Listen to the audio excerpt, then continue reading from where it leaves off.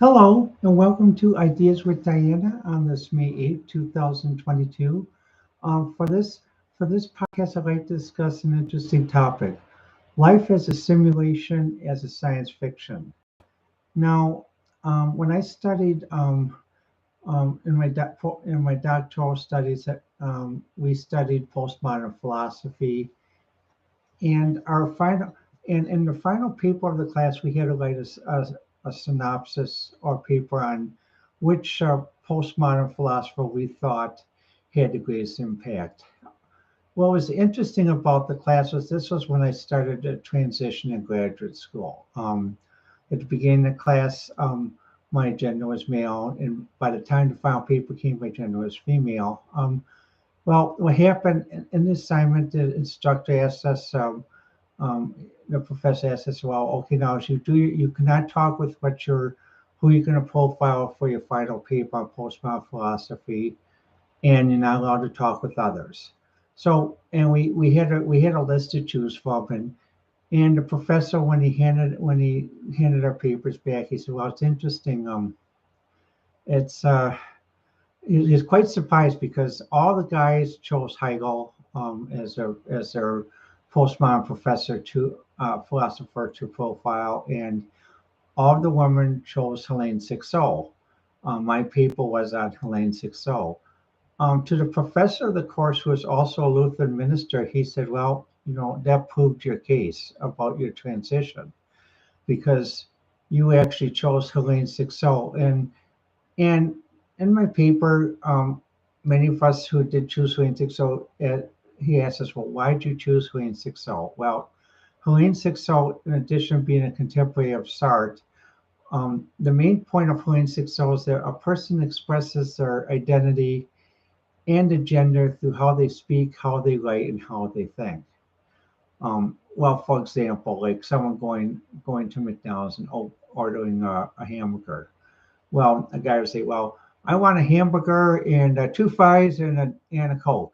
Well, a woman comes and say, "Well, I like a hamburger and a Coke." Or most women would say, "Well, I would like a salad and a glass of water or iced tea."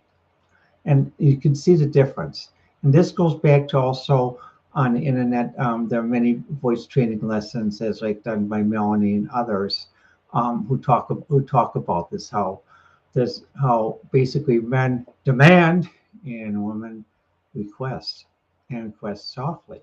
Um, so in this episode in this podcast, and I'd like to bring another aspect of the postmodern class, which so reminds me of current events. That's the reason why I titled it "Life Life as a Simulation, as a Science Fiction." And this goes back to an idea that was proposed by a postmodern philosopher who was again a contemporary of Sixto and Sartre, Jean Baudrillard.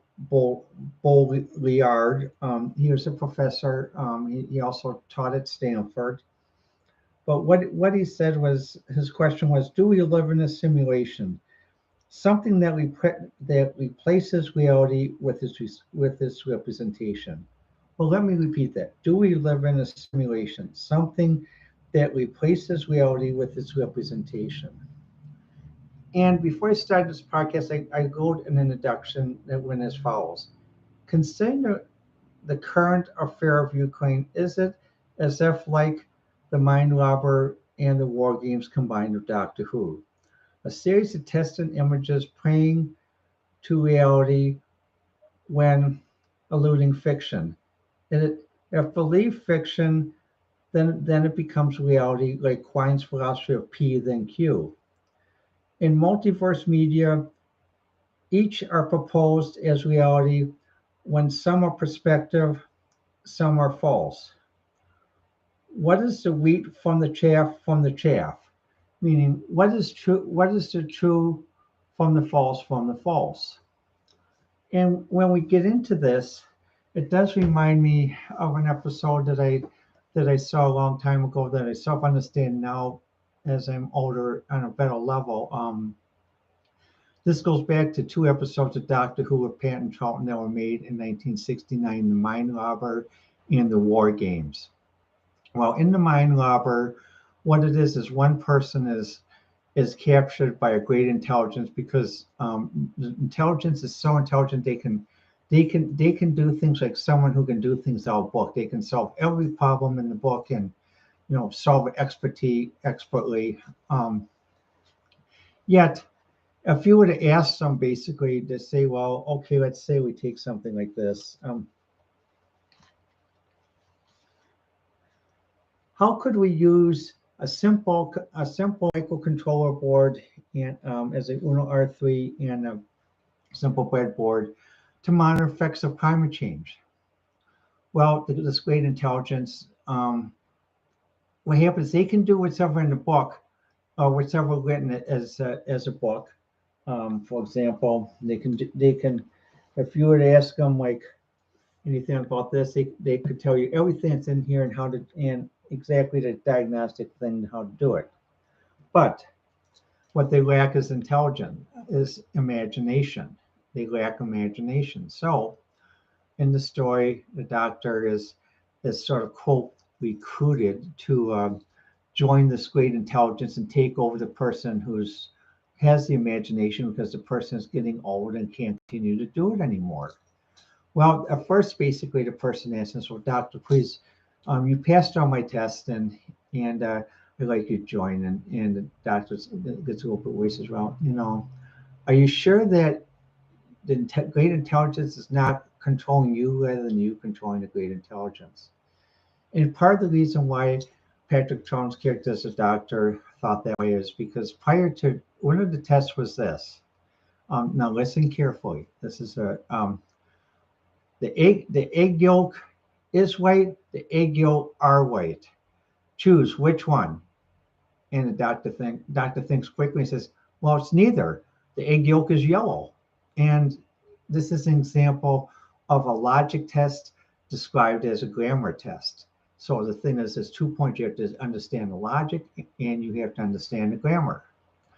Then another test is basically the doctor's companions are tested again, and one of the characters in this imaginary world or metaverse holds the sword to him and says, "Oh, what is the sword rearranged?" And what happened was he's in mortal peril and he thinks, and then he says, "Well, wait, this is a world of words, so it's not physical. So how do you rearrange uh, the word sword? What we can," and then he figures out it's actually words. So basically, it says words because, and they say, "Good, you passed the test." And so he meets. This is how he meets this, and the person basically. When he tries to basically quote recruit the doctor to force him to take over his place, he uses many tricks of virtual reality, what we would call virtual reality, but in 1960s it is called conjuring. Essentially, like one was a Medusa coming towards you, and realizing that you have to say to yourself, "The Medusa isn't real. The Medusa isn't real." And once you said that, it turns into a picture and that can't attack you. Or the same thing with Spaceman with the antimatter destructor can destruct you from existence, which is a scientific impossibility because energy cannot be created or destroyed. So you have to say, this is an illusion, this is illusion, this is in. But what it showed was basically the last part of the story was about basically the media. So the person was a great intelligence. What happened was he was very old school. So let me just get a pop here. So what happened? What he would do is he had a connection. So his actions were learned by writing stuff down in a notebook, and then that would affect the characters that he created, or in this world to sort of go against the doctor. And then the doctor realized that there was that it was printed on a master teletype, which was basically how people used to print information that they received in real time via streaming, was via teletype or stock ticker. So the doctor goes and eventually what happened was the doctor tries to fight it, he gets captured. So the person can says, "Well, since you won't work for me, I'll put you as part of the computer. And the doctor says, well, he says, am I really part of the computer? He says, yes. He says, you're linked in with I am. You have complete thought. And then what happened was the person realized he had made a mistake because by putting the doctor in the computer, he actually had the same thing to manipulate the story that was going on in the sort of virtual reality of 1968. So at one point, the person at the Grand Tower goes like this. He writes, and then the doctor at one point to free his friends, he says, "Well, he says, Jamie and Zoe, you have the power to get out of the book. Push yourself out of the book." And shows him thinking how to push it. And then the last part, his boy say, the doctor, after saving Jamie and Joy, um, has defeated. And what happened was he's about ready to finish it, but then he realized, wait, if I finish it, then I become part of fiction. I get trapped into this virtual reality. So it became a battle of wits as to what is reality and what is not reality. And what happens is a case where the reality was it seemed so good, so physical that but actually it wasn't a person's mind. So they could actually influence other people if they thought with what they're seeing of a non-reality was actually reality. So Dr. Keep Down says, please, you got to believe yourself that this is not real, or she'll affect me that it is real, and all of us will be caught in this. And finally, they get out of it. But in later episodes, there's an episode, that series of episodes of 10 episodes called The War Games. And then the War Games are made in 1969, just before Patrick Troughton ends his role as the doctor, and John Pertwee takes over. Um, he and his companions get thrust into an environment, and what happens is basically they go in an environment and they land in World War One. And in World War One, they meet this brigadier general and the sergeant major, and they say, "Well, that's strange. You're three civilians. How did you get in a war zone? And what are you doing yourself?" So what happens? The one general thinks, well, he sort of makes off that despise and has him court-martialed. He goes to court-martial, and doctor says, well, can I present him? Can I present my defense? Yes, you can. Well, when the lieutenant picked us up, it was, well, the lieutenant only gave a statement of report, so there's no need for you to mention anything what the lieutenant said. Well, when the nurse picked us up, it said her report this. So in essence, he was being railroaded. And the general sort of looked at everyone. Well, he is guilty. He is guilty. And so what happens? At first, his hypnotism allowed him to the three companions to be taken away.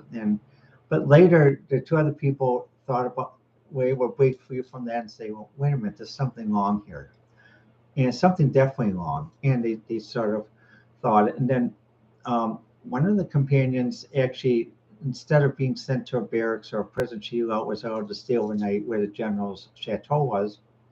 And she looks around and basically she looks behind the picture, and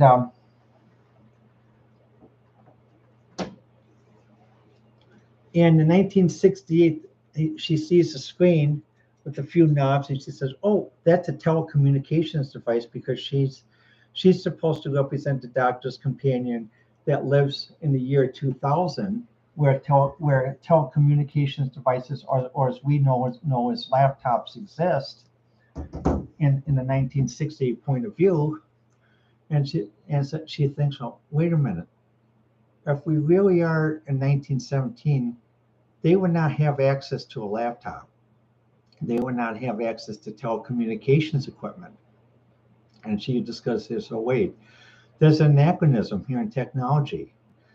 And she tries to explain it to a friend who is from a period 1743 of the Scottish Highlanders. He says, well, what do you mean? He says, well, this is so. He says, so this is all out of place. She says, yes, exactly. So this is really not 1917.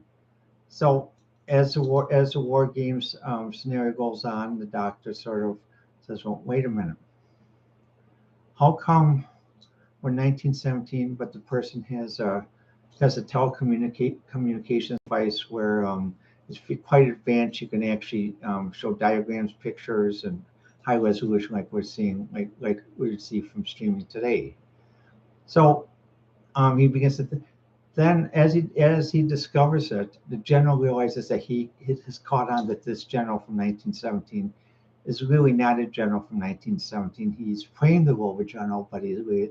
So the doctor and his companions escape, and they escape, and somehow what happens as they're escaping, they see a mist, and the two people from the 1970s are conditioned to think it's gas, but the doctor says, no, that's just a fog they go through, and they end up in another time period.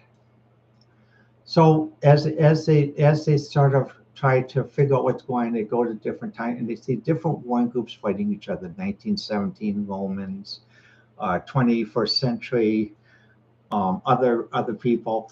And finally, what happens is the doctor figures, well, wait a minute, this is not a natural occurrence. And they say, well, okay, someone with a high technology as the doctor had to be behind this. So he thought, well, it can't be the Time Lords.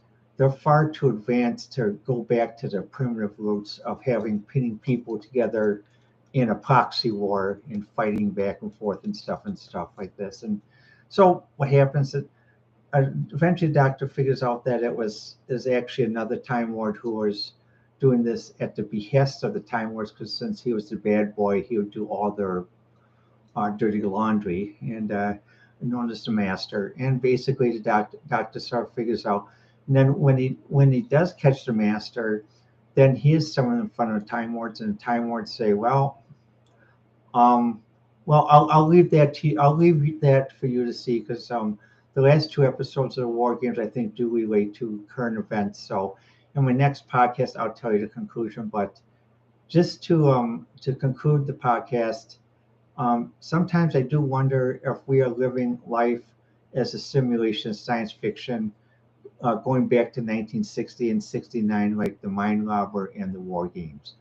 Well, let me know what you think. The best way to reach me, as I've said before, is on Twitter at Diana1A, or the show's website, Ideas with Diana, IDEASWITHDIANA. Well, let me know what you think, and I'll talk with you shortly.